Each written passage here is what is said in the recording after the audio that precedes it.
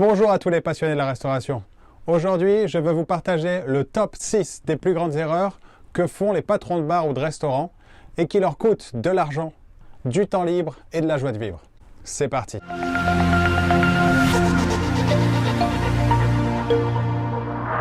Je suis Damien Fenoli, fondateur de www.bestside.eu. Nous travaillons avec plusieurs centaines de bars et de restaurants à travers plusieurs pays, ce qui nous donne la chance de pouvoir échanger des trucs et astuces qui améliorent l'opération et la rentabilité des bars et de restaurants. Cette chaîne gratuite a été créée pour vous partager ces astuces et vous permettre de rendre votre établissement plus rentable.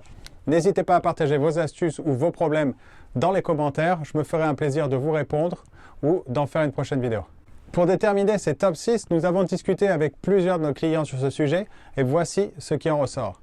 La première erreur d'un patron, c'est de se créer un emploi au lieu de créer une entreprise. Cela signifie simplement que le restaurant n'a peut-être pas été construit assez grand ou peut-être qu'il n'y avait pas assez d'espace ou de réflexion dans le plan de manière à ce que le propriétaire puisse gagner suffisamment d'argent pour engager un personnel suffisant. Parfois, il s'agit de la façon dont le propriétaire s'acquitte de ses tâches au quotidien. Il passe trop de temps à faire des choses qui ne sont pas si importantes. Et une chose qui est clé, et vous devez en être conscient, si vous voulez un jour faire grandir votre entreprise, vous, le patron, devez posséder un système qui ne dépend pas de vous.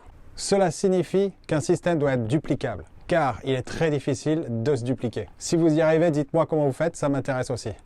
Je disais, votre système doit être duplicable et réplicable. Il peut être géré, possédé et exploité par n'importe qui. Quand vous allez vendre votre restaurant, vous avez un nombre très limité d'acheteurs, car seuls les restaurateurs expérimentés peuvent exploiter un restaurant. Mais quand vous vendez un business, vous pourriez le vendre à un médecin, un comptable, un groupe d'investisseurs. Vous connaissez la plupart de ces grandes chaînes de restaurants que nous connaissons tous. Elles ne sont pas la propriété des restaurateurs. Elles sont détenues par des groupes d'investisseurs et gérées comme une entreprise, de manière à ce qu'elles fonctionnent d'elles-mêmes. Laissez-moi vous donner l'exemple d'un de nos clients. Il est d'origine malaisienne. Il est arrivé à Hong Kong il y a 20 ans et a commencé en tant que serveur. Pendant 10 ans, il a économisé et au bout de 10 ans, il s'est acheté son premier restaurant. Et il a géré comme une entreprise dès le début. Et en 10 ans, il a monté un groupe de 30 restaurants. Il a vendu un groupe financier il y a moins de 2 ans. Et le conseil qu'il nous a partagé, même si vous n'avez qu'un établissement et pas encore assez d'argent pour ouvrir un second, gérez votre premier établissement comme si vous allez ouvrir un deuxième établissement demain. Comme ça, dès que l'opportunité est là, vous êtes prêt. Examinons donc la deuxième grande erreur des patrons.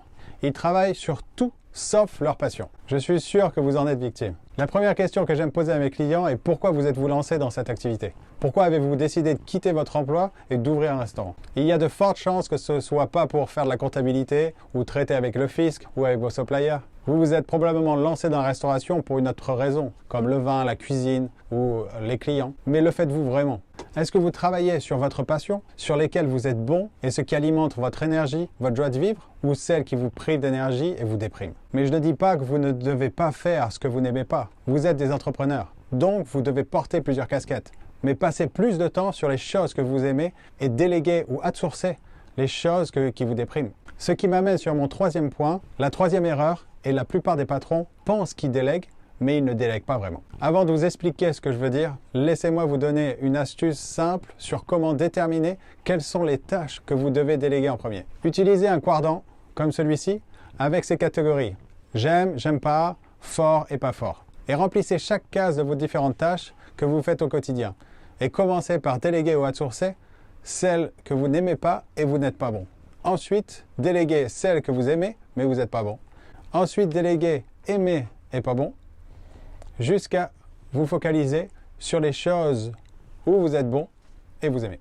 Laissez-moi vous expliquer ce que j'entends par déléguer. Ainsi, déléguer n'est pas abandonner la responsabilité ou la participation du projet. Souvent, j'entends les restaurateurs qui prennent des tâches les plus importantes de l'entreprise et la donnent au manager. Et au bout de 3 mois, quand ces parties ne vont plus très bien, ils disent « Oh, mon manager, c'est un idiot. Mon manager, il ne sait rien faire. » Ensuite, les patrons renoncent à déléguer et finissent par le faire eux-mêmes. Et ils ont gaspillé 2 fois plus de temps, d'énergie et de ressources. Donc, déléguer véritablement signifie que vous ne faites pas la tâche, mais vous n'ignorez pas. Maintenant, le plus important est de comprendre que nous ne déléguons jamais un projet en entier à une personne. Nous déléguons des tâches de ce projet. Il peut y avoir jusqu'à 8 à 9 tâches dans un projet. Nous déléguons de petites tâches parce qu'elles auront un délai mesurable et plus facile à contrôler.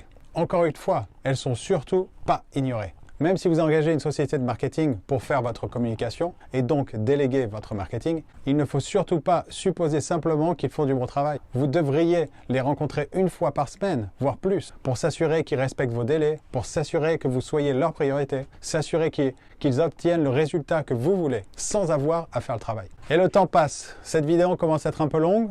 Donc je vais m'arrêter là et vous partager les erreurs 4, 5 et 6 dans la prochaine vidéo. N'oubliez pas de vous abonner pour être notifié pour la partie 2 de cette vidéo quand elle sera disponible. Merci et à très vite.